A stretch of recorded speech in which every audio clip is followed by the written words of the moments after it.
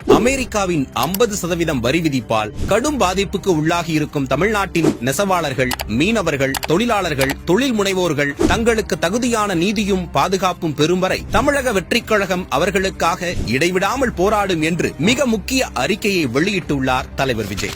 இந்தியாவின் மொத்த ஏற்றுமதியில் தமிழ்நாட்டின் பங்கு 10% ஆகும். குறிப்பாக ஜவுளி, ஆடை, தோல் மற்றும் காலணிகள், ஆட்டோமொபைல் உதிரி பாகங்கள், கடல் உணவுகள் என பலவும் ஏற்றுமதியில் முக்கிய பங்கு வகிக்கிறது. இந்த நிலையில் அமெரிக்காவின் இந்திய பொருட்களின் இறக்குமதி மீதான 50% வரி விதிப்பு அமலுக்கு வந்துள்ளதால் ஏற்றுமதி கடும் பாதிப்புக்கு உள்ளாகியுள்ளது. தூத்துக்குடியிலிருந்து ஏற்றுமதி செய்யப்பட்ட கண்டெய்னர்கள் பாதி வழியில் தடுத்து திருப்பி அனுப்பப்பட்டது கவலை அளிப்பதோடு தூத்துக்குடி, கோவை, திருப்பூர், வேலூர் உள்ளிட்ட மாவட்டங்களில் இயங்கும் தொழிற்சாலைகளில் பல்லாயிரக்கணக்கான இளைஞர்கள், பெண்கள் வேலை இழக்கும் சூழல் உருவாகியுள்ளது. இந்தியா உலகளாவிய தெற்கின் குரல் என்று ஒன்றிய பாஜக பெருமைப்பட்டுக் கொண்டாலும் 50% வரி விதிப்பு அமலுக்கு வந்ததிலிருந்து நடவடிக்கையும் எடுக்கவில்லை. மாநில திமுக அரசோ தொழிலாளர்களை பாதுகாக்கும் வகையில் அவசர சட்டமோ நிவாரணமோ வழங்காமல் வெறும் முதலீடு உச்சி மாநாடுகளை நடத்துவது, புரிந்துணர்வு ஒப்பந்தங்களின் கையெழுத்து வாங்குவது என்று அலட்சியம் காட்டுகிறது. ஏற்றுமதி திரும்பி வரும் இழப்பால் அச்சம் கொண்டுள்ள தொழில்துறையை பாதுகாக்க ஒன்றிய மாநில அரசுகள் சிறப்பு நிலைப்படுத்தல் நிதி, மானிய கடன், MSMEக்கு சிறப்பு நிதி போன்ற உடனடியாக நிறைவேற்ற வேண்டிய 11 சட்ட நடவடிக்கைகளை